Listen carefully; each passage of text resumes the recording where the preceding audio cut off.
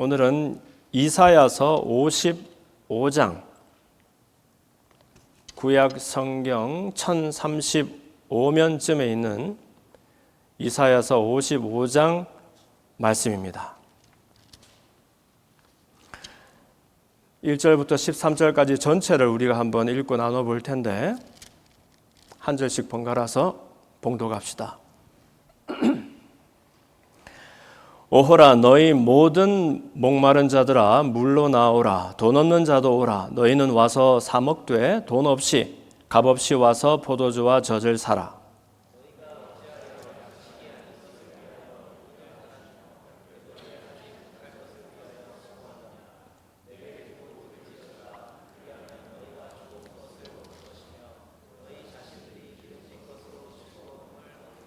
너희는 귀를 기울이고 내게로 나와 들으라. 그리하면 너희의 영혼이 살리라.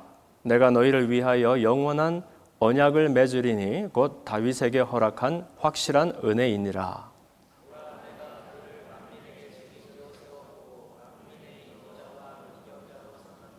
보라, 내가 알지 못하는 나라를 내가 부를 것이며 너를 알지 못하는 나라가 내게로 달려올 것은 여호와 내 하나님 곧 이스라엘의 거룩하신 이로 말미암음이니라. 이는 그가 너를 영화롭게 하였느니라.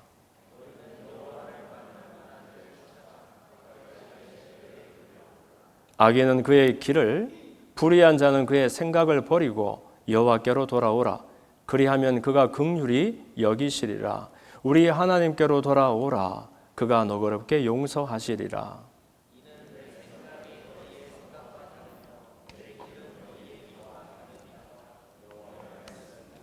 이는 하늘이 땅보다 높음같이 내 길은 너희의 길보다 높으며 내 생각은 너희의 생각보다 높음이니라.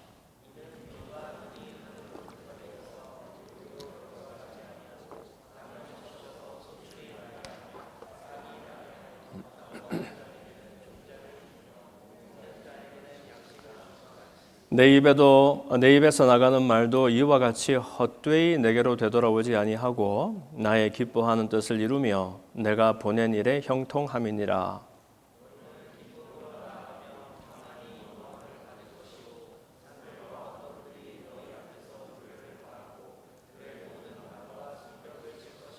다 함께. 잣나무는 가시나무를 대신하여 나며 화석류는 찔레를 대신하여 날 것이라. 이것이 여호와의 기념이 되며 영영한 표징이 되어 끊어지지 아니하리라. 아멘. 한번 따라합시다. 목마른 자들아 물로 나오라.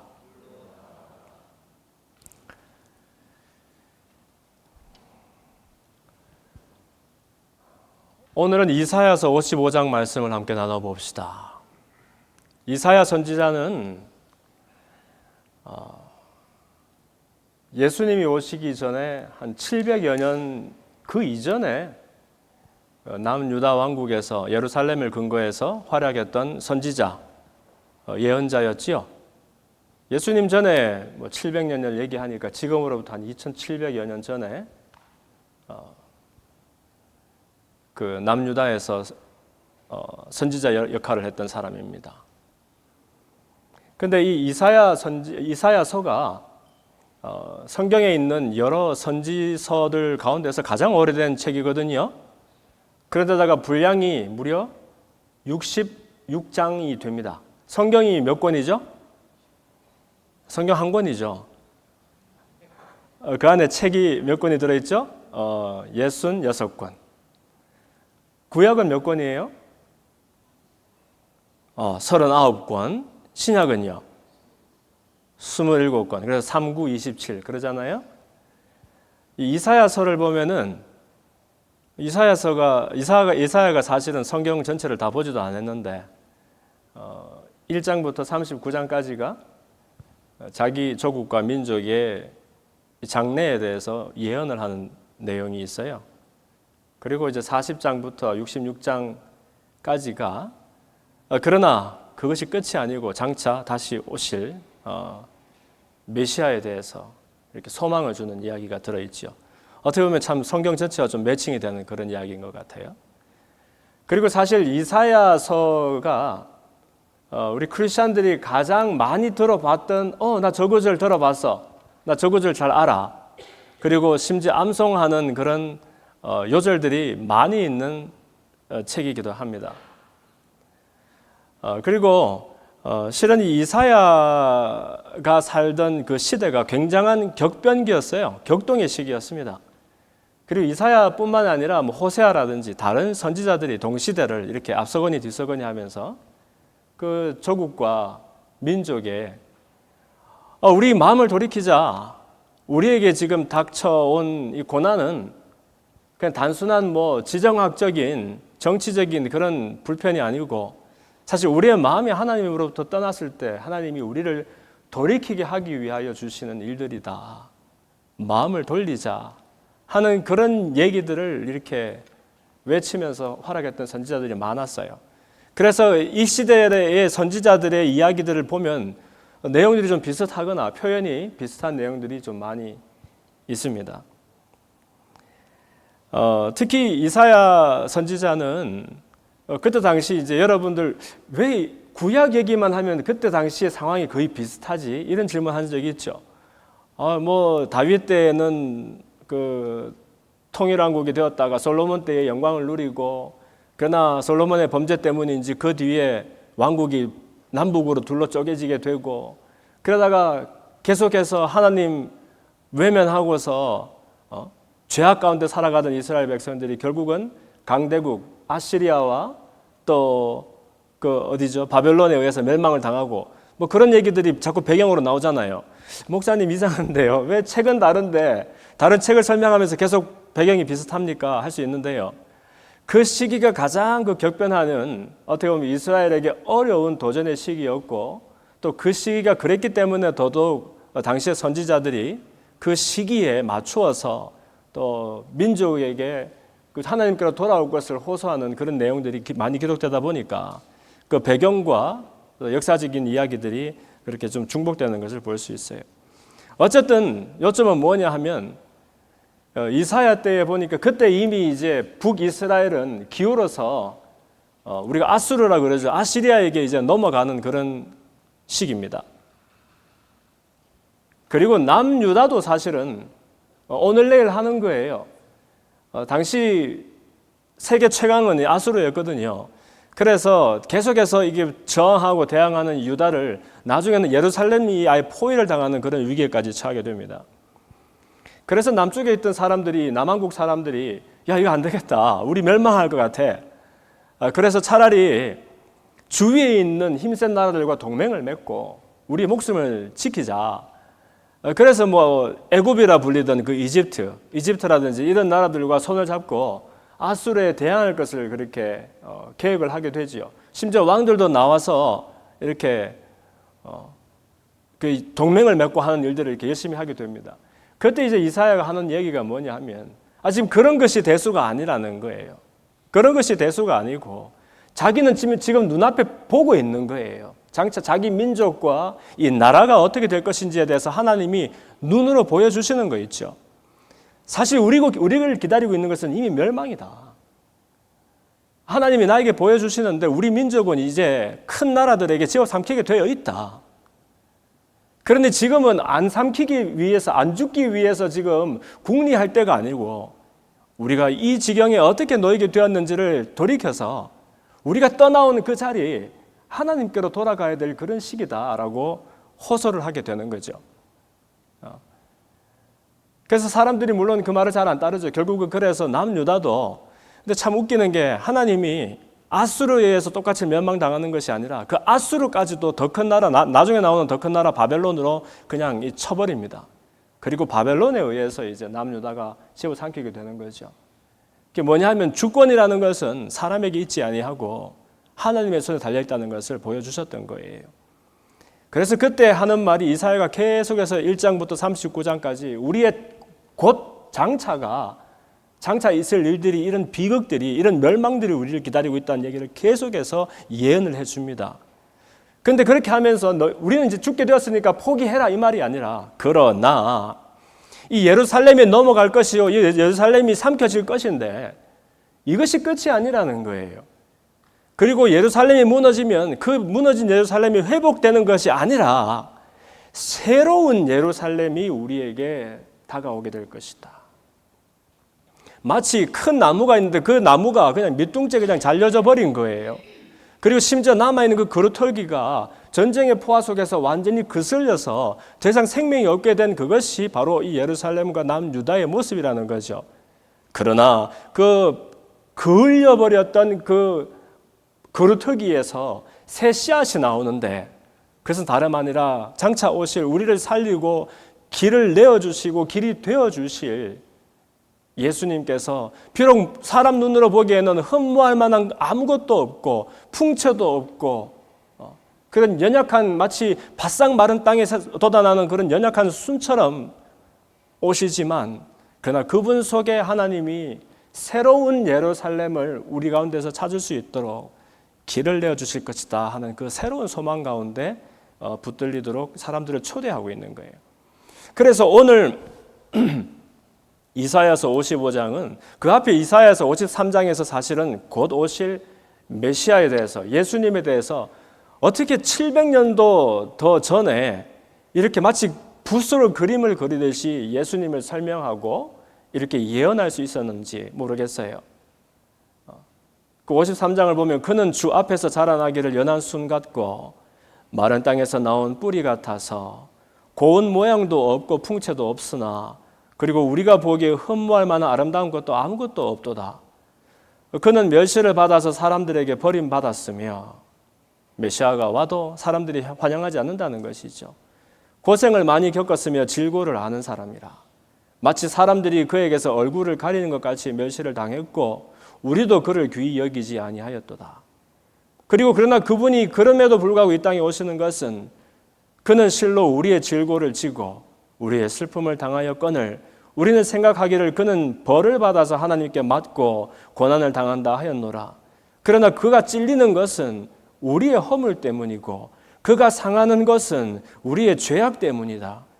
그가 징계를 받음으로 오히려 우리는 평화를 누리고 그가 채찍에 맞음으로 우리는 나음을 받는다라고 마치 이사야는 눈앞에서 예수님을 보는 것처럼 이렇게 묘사하며 사람들에게 소개를 한 것이죠. 그러면서 오늘 본문 55장에 보면 드디어 사람들한테 놀라운 초대장을 이렇게 돌리는 겁니다. 우리가 수련회를 하면 아니면은 뭐 이렇게 행사를 하면 RSVP를 돌리잖아요. 그래서 참석하시겠습니까? 마시겠습니까? 왜냐하면 아무리 큰 행사라도 몇 명이 참석할지를 알아야 맞춰서 밥도 안 치고 간식도 준비하고 할 거 아닙니까? 그런데 이 초대장은 이상하게 RSVP가 없는 거예요. 몇 명이 와야 된다라든지 이런 제한도 없는 거예요. 뭐냐면 오늘 본문의 1절 말씀이 이렇게 시작합니다. 오호라 너희 모든 목마른 자들아 물로 나오라. 돈 없는 자도 오라. 너희는 와서 사 먹되 돈 없이 값 없이 와서 포도주와 젖을 사라. 여러분 이런 잔치를 파티를 본 적이 있습니까? 여러분이 초대장을 받았는데 아무나 와도 된다는 거예요. 그리고 누구나 와도 되는데 숫자에 제한도 없다는 거예요. 아니 몇천 명, 몇만 명이 아니라 제한이 없다는 거예요. 물론 그러면 여러분들 어떠 보시기에 아무나 오는 데니까 대수가 아닌가 보다라고 생각하겠죠. 왜냐하면 입장료도 없고 참가비도 없으면 이거 뭐 대단한 잔치일 리가 없지 않습니까? 더더군다나 몇몇 사람들만 오라 그러면 그중에 내가 가니까 더 좀 기분이 좋을 텐데 아무나 오는 잔치에 나도 오라 그러면 그게 무슨 대수가 되겠어요 우리한테. 여러분도 아마 메일박스에서 보고서 던질지도 몰라요. 그죠? 그런데 사연이 있는 거예요. 이 잔치는 많은 사람들을 위한 잔치가 아니라 모든 사람들을 위한 잔치고 참가비나 입장료가 없는 그 까닭은 공짜고 싸구려라서가 아니라 돈 주고서는 살 수가 없는 가치라서 그런 잔치가 우리에게 초대가 되었다는 겁니다. 여기서 목마른 자들아 물로 나오라 하는 것은 참 구약 선지자들이 늘 보면 목마름에 대해서 물에 대해서 말하잖아요. 진짜로 물이 없어서 목마른 사람들 오시오 내가 물 좀 주겠습니다 이 말이 아니죠. 이 물이라는 것은 사람이 있어도 살고 없어도 사는 것이 아니라 사람이 사는데 가장 중요한 것 아닙니까? 그러니 목마른 사람이라는 것은 갈증나는 사람이 아니라 사실 너나 없이 문제 있고 좌절이 되고 우울과 실망과 그야말로 고난 가운데 있는 모든 사람들, 이 목마른 자들에는 저와 여러분이 다 포함될 수 있는 모든 사람들을 말하는 거 아니겠어요? 그래서 모든 사람들아 물로 나오라는 초대예요. 그런데 재밌는 것은 나와서 돈 없는 자도 오라. 근데 돈 없는 자도 오라 그래 놓고서는 사 먹으라는 거예요. 그러나 돈 없이 값 없이 사 먹어라. 돈이 있어야 사 먹죠, 여러분. 말이 안 되지 않습니까? 이게 뭐예요? 우리가 살 것이 사는 사람, 돈 내는 사람 따로 있다면서 어떨 때 서로 막 실강이 하다가 국수 사 먹고서 야 오늘은 내가 낼게, 아니야 내가 쏠게 하다가 그래 그럼 네가 계산해, 내가 돈은 내가 낼게 이렇게 된다면서요. 네, 그런 것인지 모르겠는데 이때 말하는 값이라는 것은 invaluable한 거예요. invaluable 하면은 가치가 없다가 아니라 가치를 측량할 수 없는 가치가 되는 거잖아요. 그다음 priceless가 되는 거예요. payless 말고 priceless가 되는 거예요. 값이 없다가 아니라 값이 너무너무 커서 값을 매길 수가 없다 하는 거예요. 정말 비싼 파티가 있다면 재벌들은 갈 수 있겠죠. 근데 그 재벌들이 와도 값을 치를 수 없는 너무너무 비싼 파티라서 아무도 그 값을 흉내도 못 낸다는 거예요. 그럴 수밖에 없는 것이 이것은 사람이 돈 주고 살 수가 없는 그런 물이기 때문에 그렇다라는 겁니다. 그래서 목마른 자들아 물로 나오라. 왜 목마른 자들아 물로 나오라 그랬습니까? 사람들이 둘 중에 하나예요. 아니 목이 마른데 물을 못 찾는 사람들이 있다는 거예요. 아니면 목이 마른데 자기가 목이 마른 줄도 모르고 사는 사람들도 있다는 거예요. 이 세상에 목 안 마른 사람이 있습니까? 아무도 없어요. 아니 물 마시고 나면은 뭐 잠시 갈증은 해소가 되지만 우리 속에 하나님을 떠나서도 나는 매 순간 행복하고 풍요가 되고 만족이 되고 즐겁다 할 수 있는 사람이 아무도 없단 말이에요. 맛있는 것도 잠시고 재밌는 놀이도 오락도 잠시지만 우리 속에 있는 그 무한 무량의 그 피로들을 채우고 만족을 줄 수 있는 것은 오직 하나님의 놀라운 사랑과 은혜밖에 없는데, 그래서 물을 떠나서 혹시 물고기가 잠시 살 수 있는 줄은 몰라도 하나님의 형상을 따라서 지어진 저와 여러분은 한시라도 하나님을 떠나서는 만족 가운데 살 수가 없게 된 사람들이니까 사실 모두가 목마르게 그렇게 살아가고 있는 중이라고요. 놀라운 것은 어떤 사람들은 내가 목이 마르다 하면서 가슴을 치면서 그 어딘가 있을 물을 찾는 사람들이 있는가 하면, 어떤 사람은 너무 유감스럽게 자기가 지금 목이 말라서 바싹 말라서 죽어가고 있는데 자기가 목이 마른 줄도 모르고 그래서 물도 찾지 않는 사람들이 있다는 겁니다. 그리고 혹시 자기가 목이 마른 줄 알아서 나에게 물 좀 주시오 하면서 그 물을 막 찾아서 방황을 하고 방랑을 하고 있는 사람이 있는데, 그 많은 사람들 중에서도 실제로 정말 물이 어디에 있는지 발견하고 그 물을 들이키면서 해결을 하는 사람들은 많지 않기 때문에 이사야 선지자가 오늘 이렇게 우리에게 초대하는 거예요. 모든 목마른 자들아 물로 나오라. 어떻게 보면 이 방에 있는 우리들은 그래도 내가 목마른 줄은 알아서 그 어디인지는 모르는 그 물을 찾아 나선 사람들인 것 같고, 그래도 다행히 천만다행히 하나님의 은혜로 하나님의 이끌어 주심으로 또 이렇게 예배 자리까지 나와서 대체 나는 어디서 온 것일까? 오늘 나는 왜 이렇게 분주하게 살아가는 걸까? 나는 어디로 가는 걸까? 내 인생의 가치와 의미는 뭘까? 궁금해라도 할 수 있으니까 이것이 얼마나 큰 은혜요 복인 줄 모르겠다는 것입니다.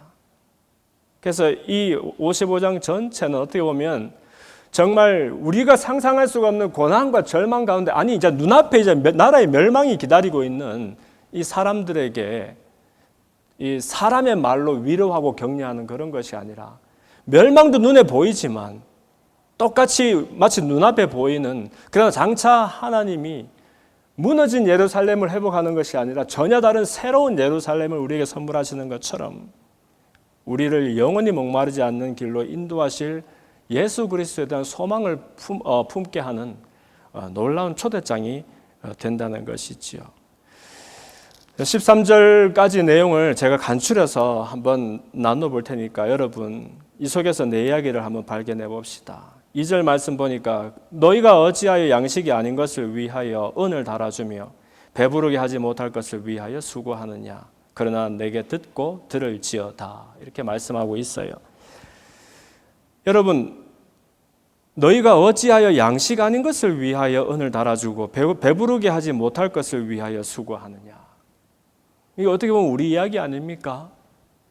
오늘도 좀 전까지만 해도 가장 우리가 바쁘게, 가장 우리가 열심히 부지런히 무언가를 했다라면 그 일들이 정말 내 양식을 위한 것이었느냐 하는 거예요.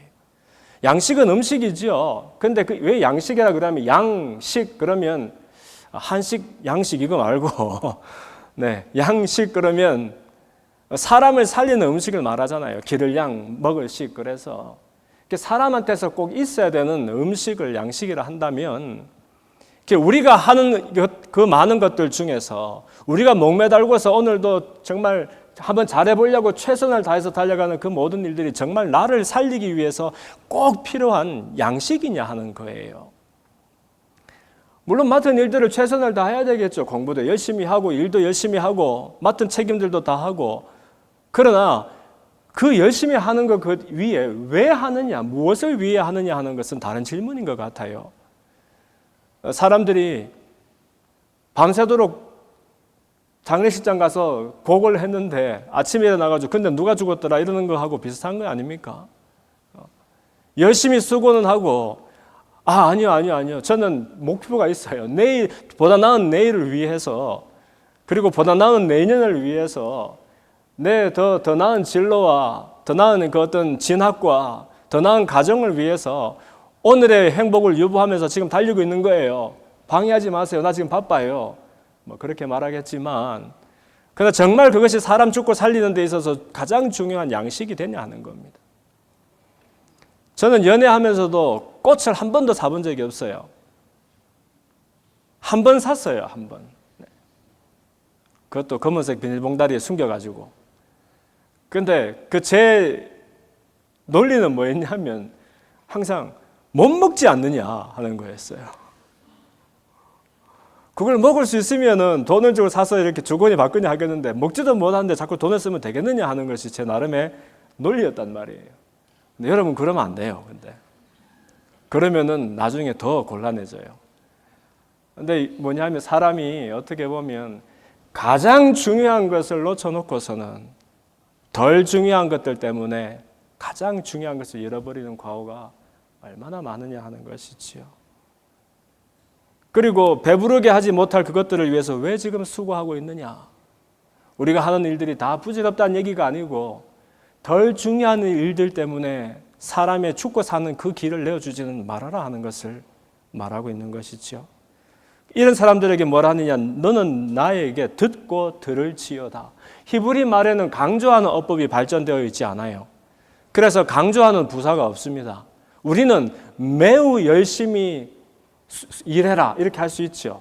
그런데 히브리 말에서는 정말 중요한 일을 만나면 일하고 일해라. 그러면 열심히 일하라는 얘기구나 이렇게 되는 거예요. 진실로 이르노니 왜 두 번 하느냐 하면 정말로 진실로 말해라 이렇게 그런 부사가 없으니까 진실로 이르노니 이렇게 되는 거예요. 듣고 들을지어다 이 말은 뭐냐면 사람의 일이 사람의 본분이 듣는 것이라는 말입니다. 죽어가는 사람이 살려면은 들어야 한다는 것을 말하지요. 그래서 당시에도 보면은 오늘 우리 백성들이 양식이 없어서 줄이는 것도 아니고 물이 없어서 가란 것도 아니고 하나님의 말씀이 없어서 줄여서 죽는다라고 말씀하고 있잖아요. 사람이 해답을 못 찾고서 오늘 불행한 그 까닭은 내가 더 열심히 했어야 됐는데 덜 열심히 해서 내가 불행하게 되었구나. 그게 아니에요.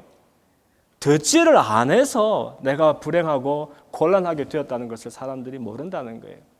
목사님 내가 뭐 귀에 문제가 있는 거 다 들려요. 지금 목사님 얘기 다 들린단 말이에요. 할 수 있지만 여기서 말하는 건 듣는다는 것은 쉐마 이스라엘 할 때 이스라엘아 너희들은 들을지어다 할 때 이 듣는다는 것은 정말 들려지는 그 소리를 이해하고 마음판에 새기고 삶 속에서 살아내는, 그래서 들었던 그 이야기가 내 이야기가 되어서 내 생애를 이끌고 나가는 것을 듣는다라고 말하는 거예요.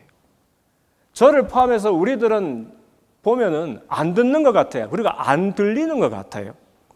첫 번째는 안 들려요, 정말. 소리들은 막 지나가지만 안 들린다고 해요. 나를 살리는 이야기가 이렇게 다가와도 그게 나를 살리는 이야기인지 죽이는 이야기인지 몰라서 들리지가 않는다고요, 여러분. 두 번째는 들었는데 들리지가 않아요. 하나는 아예 듣지를 않았었고 내가. 다른 하나는 들었는데도 그 말씀이 내 이야기가 되지를 않는 거예요. 분명히 내가 살기 위해서는 붙들어야 되는 나를 살릴 유일무이한 얘기인데 남 얘기 갖고 나한테 절실하게 다가오지를 않으니까 이게 들어지지가 않는 거예요. 그러니 일로 왔다 절로 가기도 하고 막 그러는 거 아닙니까?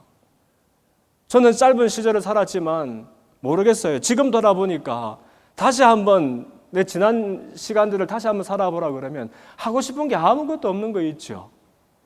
이것도 하고 저것도 하고 항상 바쁘고 우리가 요란했지만 정말 중요한 것은 오직 한 가지였어요. 하나님을 아는 것, 그의 보내신 아들을 아는 것, 그 아는 것이 내가 누리게 되는 것, 그래서 내가 참 사람이 되어져서 주 안에서 행복하게 되는 것, 그것이 가장 중요한데 왜 그 이야기가 들려도 듣지를 않고 들려지지도 않고 심지어 들었어도 나하고 아무 상관이 없어서 그냥 다른 이야기들을 더 쫓아가게 되는지 정말 사람은 어떻게 생겨먹었는지 정말 모르겠어요. 나를 포함해서. 그래서 오늘 선지자가 말하는 거예요. 듣고 들을지어다. 정말 새겨 들으라는 거예요. 목마른 사람들마다 물로 나와서 값없이 거저 사서 마시는데 정말 이 사람 살리는 일을 새겨 들으라 하는 것이지요. 그리고 3절에서는 같은 말입니다. 너희가 만약 귀를 기울이고 나에게 나와서 들으면 그러면 너희의 영혼이 살게 될 것이다. 이렇게 말해요. 결국 듣는 것이 사는 길입니다. 혹시 여러분의 영혼이 너무 피곤하고 목사님 내 영혼이 내 인생이 왜 이렇게 무거운지 모르겠어요. 나는 한번 잘 살아보고 싶거든요. 짠하게 정말. 그리고 정말 즐겁고 기쁘게 정말 의미를 경험하면서 정말 마음 뜨겁게 한번 살아보고 싶거든요. 근데 내 인생은 왜 이렇게 꿀꿀하고 왜 인생은 이렇게 무거운지 모르겠어요 하는 사람들이 있다면 우리가 들어야 한다는 거예요. 하나님의 말씀을 듣고 그 말씀이 나의 마음을 울리고 내 인생의 가치가 되어서 내가 사는 것 같지만 사실 나를 장악하는 말씀의 가치가 내 인생을 끌고 나가는 그런 길로 나가야 사람이 살게 되어 있다는 거예요. 신앙은 항상 그래서 수동태라고 하잖아요. 이 자리에 있는 분들 중에서 나는 청년이다. 네, 엘린 때 물어봤죠. 나는 청년이다. 손 들어보세요. 나이 몇 살 이하를 청년이라고 할까요, 우리가? 50까지는 청년이라 합시다. 어쨌든 그러나 나이 불문하고 내 속에 하나님 때문에 뜨거운 무언가가 없다라면 이미 그 노인입니다, 노인. 내가 자다가도 하나님이 주셨던 그 말씀이 생각이 나서 마음이 뜨거워서 새벽녘에 일어나서 하나님의 은혜를 말하고 뜨거운 마음으로 하나님을 노래하지 않는다면 나이가 아무리 어린 친구들이라도 이미 노인인 거예요. 그 노인이지 뭐야 그게. 우리가 하루에도 수천 가지 수만 가지 판단과 선택을 하며 살아가잖아요. 그때마다 작동하는 것이 우리의 가치관이라는 거예요. 무엇이 더 가치 있고 무엇이 덜 가치 있는가. 아침을 이걸 먹을까 저걸 먹을까. 옷을 이걸 입을까 저걸 입을까. 이 사람을 만날까 말을까. 오만 그 판단과 기준 선택할 때마다 기준이 나의 가치인데 내 마음 따라서 내 기호를 따라서 그렇게 판단하고 선택하면서 살아가면서 내가 결국은 열심히 살다 보면 잘 살겠지. 세상에 그런 억지가 어디 있고 억척이 어디 있습니까? 절대로 그렇게 살아서는 행복하게 살 수가 없지요. 그러나 하루를 살아도 하나님 주셨던 그 말씀이 내 마음을 붙든 바가 되어서 그 말씀이 내 마음을 막 뜨겁게 만들어서 이상하다. 틀림없이 이전 같으면 이 일을 했을 텐데 내가 저 일을 하게 되고, 이전 같으면 틀림없이 주는 대로 내가 돌려 갚았을 텐데 오른뺨 때리는 사람에게 왼뺨을 내어주고, 왜 내가 이렇게 말하고 행동하는가? 내 인생을 내가 사는 것이 아니라 내 안에 심어놓으신 하나님의 말씀의 가치가 나를 몰고 나가는 그런 삶을 살아야 그것이 진짜 청년이고 그것이 믿음의 삶이 된다는 것이에요. 그런데 이것이 왜 안 되느냐? 듣지를 않으니까. 안 들려서 못하고, 들었는데도 듣지를 않으니까 못하고. 그래서 6절 이하의 말씀을 보면은 우리가 늘 이렇게 암송하는 말씀이잖아요. 너희는 여호와를 만날 만한 때에 찾으라. 가까이 계실 때에 그를 부르라. 7절에서 악인은 그의 길을, 불의한 자는 그의 생각을 버리고 여호와께로 돌아오라. 그리하면 그가 긍휼히 여기시리라. 무슨 말이에요? 길을 돌리라는 거예요. 생각을 바꾸라는 것이죠. 악인은 길을 걷는데 악인의 길만 걷습니다. 그리고 불의한 사람은 불의한 생각을 하는 거예요.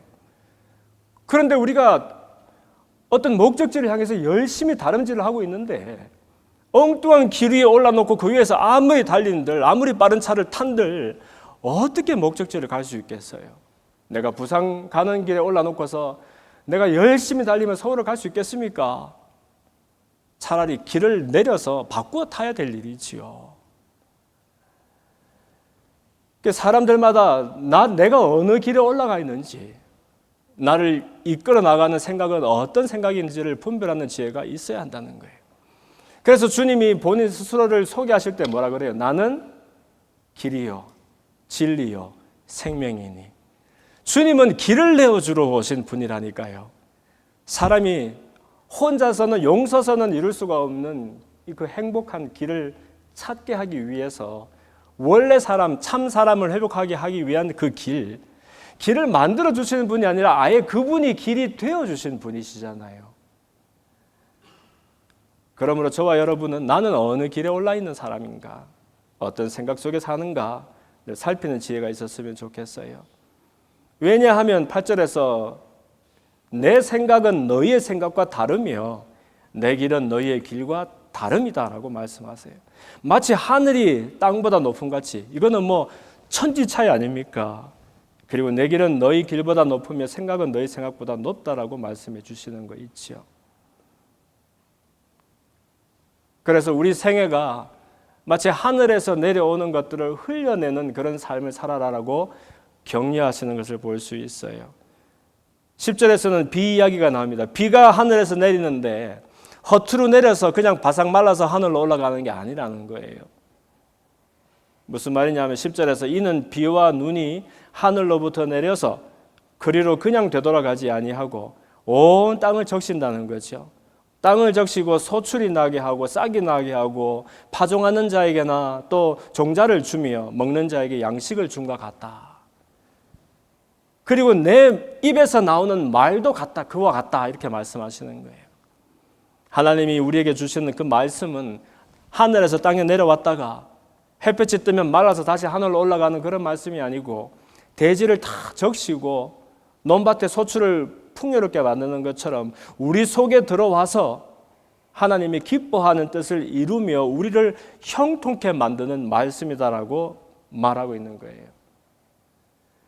여러분, 농부가 농사를 짓는데 심은 것이 나와야 정상이죠. 콩 심으면 콩이 나오고 팥 심으면 팥이 나오고, 그리고 1년 내내 농사를 짓는다는 말은 적어도 심은 것보다는 더 많은 수확을 거두어야 온당한 농사가 됩니다. 그러므로 저와 여러분은 이 땅에서 잠시 살아가는 이 시간 동안에 그런 농부처럼 하나님이 베풀어 주시는 온갖 귀한 것들을 만끽하고 누리고 그와 동시에 그 많은 것들이 아름다운 열매를 맺어서 나도 살고 남도 살리도록 보내어진 사람들이라는 것을 말하고 있는 거예요.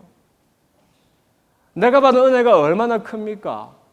그 은혜들이 그냥 하늘에서 땅으로 그냥 떨어졌다가 올라가는 것이 아니고 내 삶에 이 밭을 적시고 소출을 일으키고, 그래서 내가 경험하는 그 아픔과 상처와 찢기와 얼룩이 그러나 같은 상처받은 사람들을 끌어안고 싸매어 주면서 나도 살고 그도 살리고 그렇게 하도록 우리에게 길이 되어주기 위해서 예수님이 오신다는 거예요.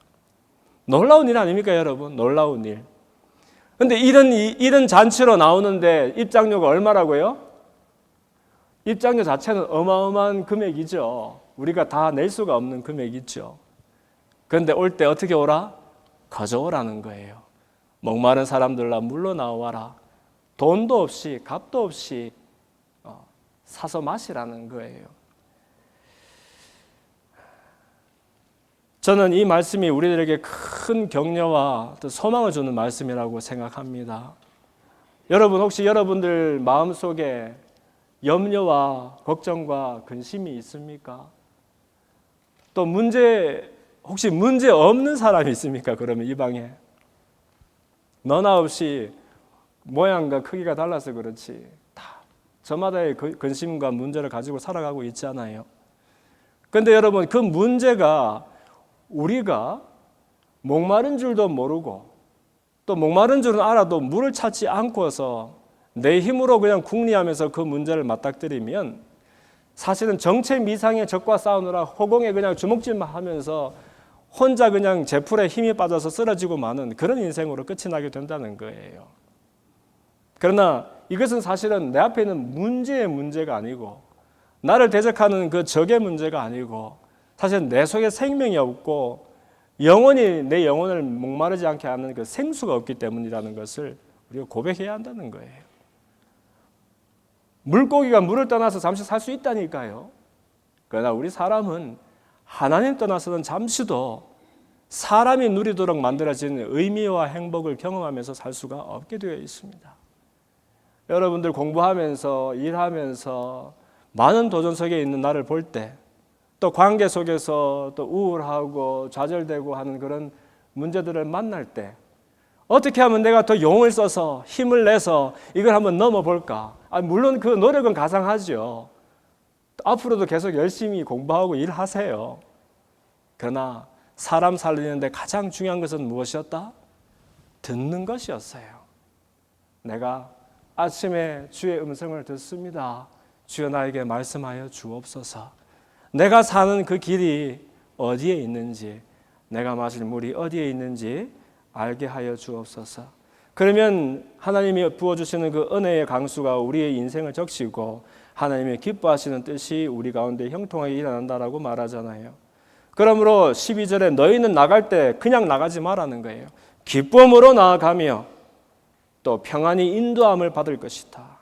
마치 산들이 언덕들이 너희 앞에서 노래를 발하고 들의 모든 나무가 손뼉을 칠 것이며 이 밤을 나갈 때 여러분 나무들이 막 손뼉을 칠 거예요. 여러분에게 들리는 사람은 듣고 못 듣는 사람은 못 듣고 뭐 하겠지만 그리고 여러분 이 방을 나가는데 산들과 언덕들이 여러분 앞에서 노래를 할 거예요. 왜냐하면 눈앞에 문제는 그대로 있지만 그러나 하나님의 은혜의 강수를 이렇게 전해받은 우리들의 삶은 그분의 기뻐하시는 뜻을 이루며 형통한 길로 이미 이끌려 가고 있기 때문에 그렇다는 것입니다. 가시나무가 사라지고 잣나무가 피어오를 거예요. 찔레가 떨어져 나가고 화석류가 그것을 덮을 것입니다. 이것이 여호와의 기념이 되며 영영한 표징이 되어서 여러분의 생애 가운데 끊어지지 아니하는 하나님의 온전한 사랑을 경험하게 되기를 바랍니다. 이 시간에 말씀을 생각하면서 또 성찬을 준비하면서 함께 기도합시다. 기도할 때 하나님, 내 영혼의 목마름을 오직 하나님만이 채워주실 수가 있습니다. 주님의 생수 앞으로 내가 나가기를 원합니다. 그래서 나도 살고 남도 살리는 그런 생명의 삶을 경험하게 하여 주옵소서.